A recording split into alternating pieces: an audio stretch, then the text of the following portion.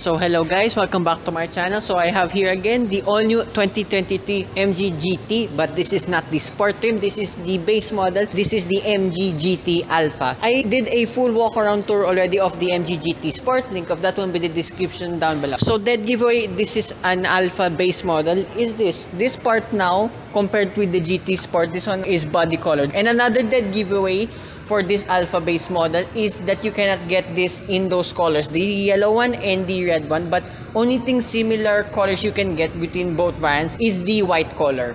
And then everything's mostly the same here, like the fake vent here, but this one here functions, and the ground clearance is still the same at 145 millimeters, which isn't too bad at all. This Alpha now only comes with 16-inch wheels, but they are the same design with this Sport.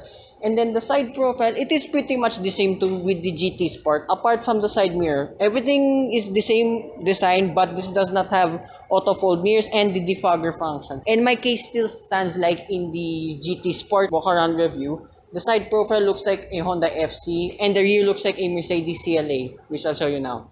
So here now at the rear of the MG GT Alpha, another dead giveaway with this base model compared with the Sport variant. There is no badge here indicated at all.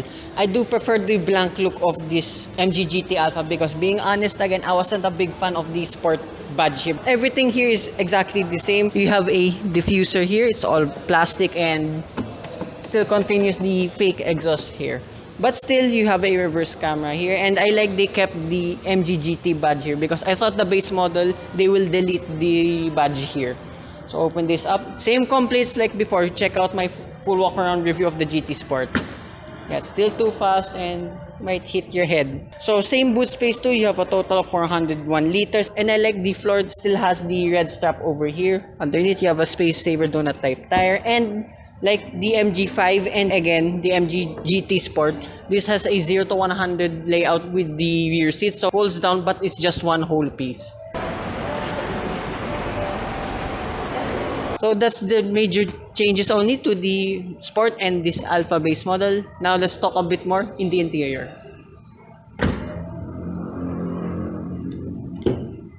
So this is the interior of the MG GT Alpha, and like the Sport variant, improved door tuds from before. I mean, referring to the MG5 only. Speaking of the MG5, this still, like what I said, the MG GT Sport walk-around review, this does not replace that model, but this MG GT still has similar stuff with the MG5, but amongst the platform too. But this particular one has something in common with the MG5 itself. We'll get to that in a bit. So here in the interior, pretty much exactly the same like in the GT Sport. I'm actually impressed for once because usually when it comes to base models, they take a lot of stuff out. So pretty much the same here, all plastic here, still have the honeycomb leather here, even for your elbows. The red stitching continues throughout in the cabin. Even the seats are exactly the same. I love these seats so much. They have excellent lumbar support, and look how much bolstering there is. Even though for the base model, that's what I'm impressed about. Also, shout out to Adrian1011. He's here with me again. I filmed this before 2023, and I'm surprised there was a base model here in MG Green Hills. And also shout out to them, and thank you again to Sir Nelbert for making this walk-around review possible again. So being the Alpha base model, there are a lot of differences too. So here on the left side, you still have your controls for your side mirrors and your headlight leveler adjustments, but there is no more auto fold button since this being the base model. And the steering wheel, exactly the same. Volume controls and infotainment functions on the left side, and then on the right side, adjustments for your instrument cluster and your voice command buttons here. So another main difference here, no paddle shifters here. But I forgive it, it's the base model. To my surprise too, exactly the same 12.3-inch virtual instrument cluster. Same layout too like in the GT Sport. I didn't even mention this in the GT Sport walk-around review. It's so nice that there is a G-force meter and your power meter. I'm surprised this Alpha still gets those features. Even with the infotainment system, you still have Apple CarPlay, Android Auto. Everything is complete. So reverse camera, it will be exactly the same too. Oh, I just realized now. So this has a reverse camera only. There is no 360-degree camera. I don't see a camera right here on the bottom of the side mirror. And there are only 4 speakers in this Alpha model compared to the 6 of the GT Sport. And then here, same layout with the start-stop button. I love it with the brushed aluminum here in the dashboard. And then your electronic air conditioning functions are the same like in the GT Sport variant, but this one is only a manual function compared to the dual zone of the GT Sport variant. Then below that, air conditioning vents, hazard button, and then same layout too. You have 2 USB ports, 1 double socket, and a cubby space here for your phone. Can fit yet again 1.5 phones, and you can charge. If it's here, yeah. And you can charge the key there in the cubby space if you want. Gear lever, same layout with your auto hold function, electronic parking brake. I'm surprised this does not come in a manual handbrake. And I found another difference here compared with the sport variant. On the gear lever, there is no more unlock here on the side. Glove box, okay, pretty much the same. The manual is pretty big again, it's red again. And then I don't remember mentioning this in my GT Sport Walkaround review. There are 2 cubby spaces here on the side, fits your phones perfectly. And then same layout here with the cup holders. Like before, my water jug fits but doesn't go all the way in, and there are plastic grips around them. And on the door again, you have cubby spaces, bottle holders on each side. Water jug still fits, and yet again they fit better there in the back. And here you have a review mirror. This does not have the anti-glare function of the GT Sport van. And to my surprise, above here you still have your light controls, sunglasses holder, and your sunroof controls. I was expecting yet again with the base model to not have this, but thank God this still has it. Visor, vanity mirror with light again, complete, doesn't extend like the Sport, so it's fine. And then like the Sport variant, you have the massive center console box. I mean, it is really huge, but the inside, I guess it's decent. And oh yeah, another main difference within the seats, on the driver's side, it's all manually operated now.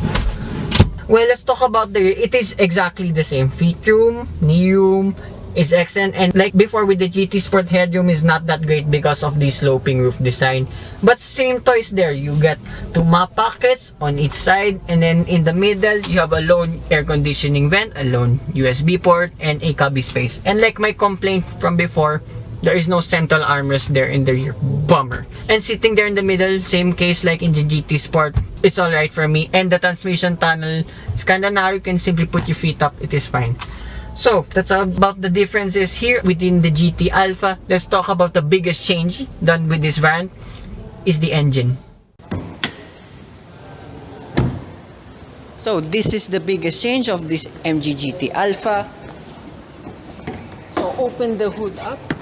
You have a 1.5 liter naturally aspirated 4-cylinder engine that produces 114 horsepower and 150 Newton meters of torque. And this one is mated to a CVT transmission with 8 simulated gears. And as well with the engine, this is not exactly the same engine that in the GT Sport that they just put a turbocharger here. This is exactly the same engine like in the MG5. Little bit geek mode. So this has actually a bigger CC compared with the GT Sport. This one has 1,498 cc compared to the 1,490 cc of the GT Sport with the turbocharged engine. And for some reason, this has a smaller fuel tank compared to the GT Sport. This has 45 liters.